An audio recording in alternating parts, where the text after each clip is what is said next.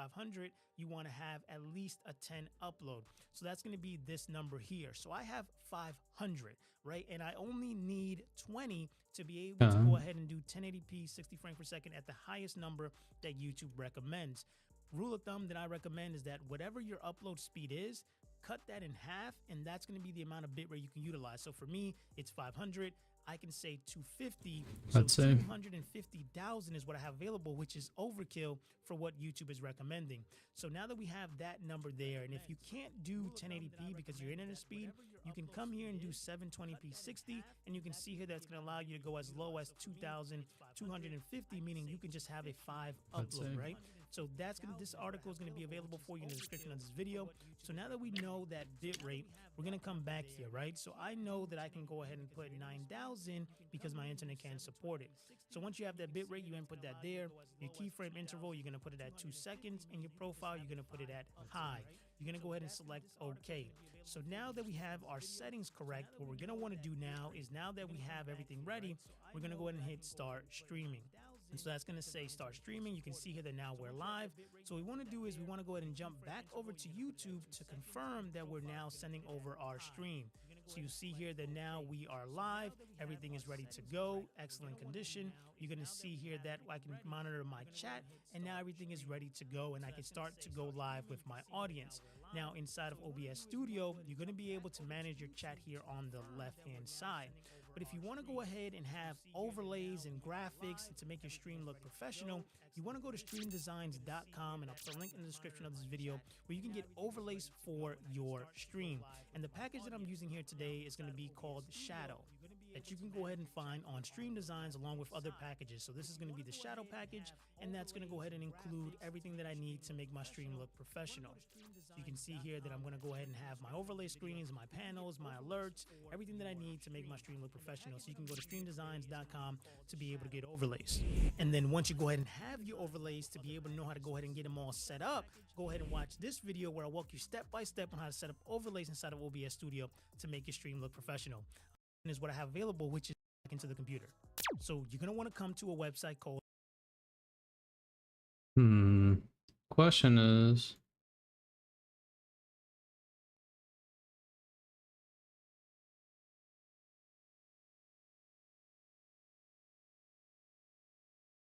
Encoder converts your video content into a compressed format that can be sent to YouTube for playback on your channel. Some encoders are software applications on your computer.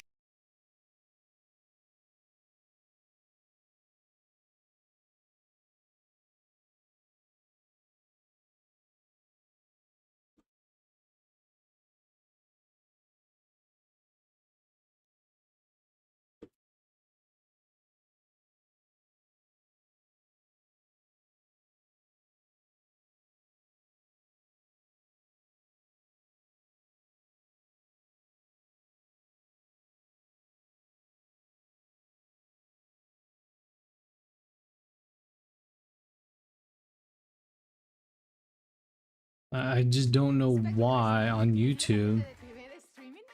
Like, con Spectrum TV Stream Latino puedes hacer streaming ilimitado en la tele, el móvil, la tablet y en todo. because At it's some point, every streamer has dealt with it. Pixelated, blurry, that can occur if you don't properly reset every once in a while. You can even see the keyframes popping up in this example. So in OBS, if I raise my bitrate by entering the output settings menu, you can see a significant improvement in the quality of the stream. And when I run around, no more pixelation, or at least significantly reduced pixelation. So great, problem solved. We should all just crank our bitrate up to 1,000,000 and just have crystal clear streams, right?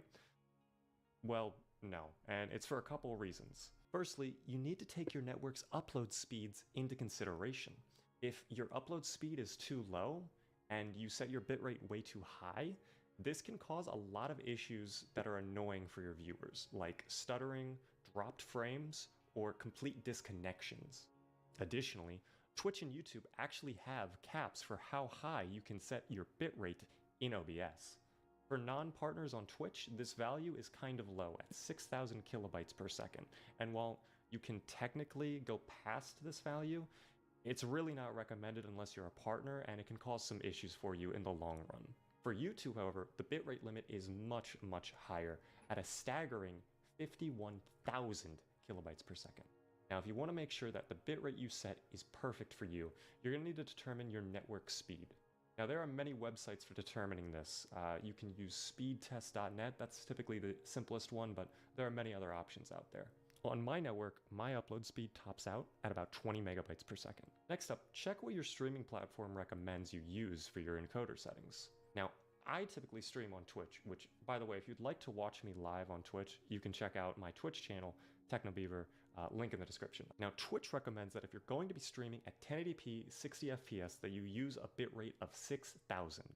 Now, since I know my network can handle that, and I have so much headroom for, Discord and the game to actually operate, I should have no problem. I'll set my bitrate to that, I'll leave my rate control at constant, and I should be all set. Now, I've left resources in the description below that you can check out to see what YouTube and Twitch recommend for your encoding settings for specifically what resolution and frame rate you're targeting.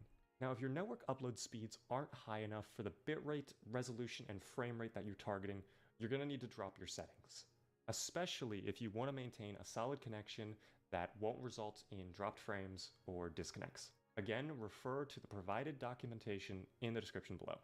You can additionally help yourself by keeping your stream overlay simple and The same static, shit, bro. especially if your network requires you to push your bitrate pretty down hard. The less detailed and animated that your overlay is, the less harder your encoder needs to work and the less data it needs to transmit.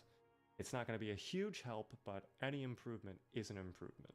If you're looking to really boost your stream quality up, however, there are a few other tips I would recommend you take a look at. Firstly, if you aren't streaming at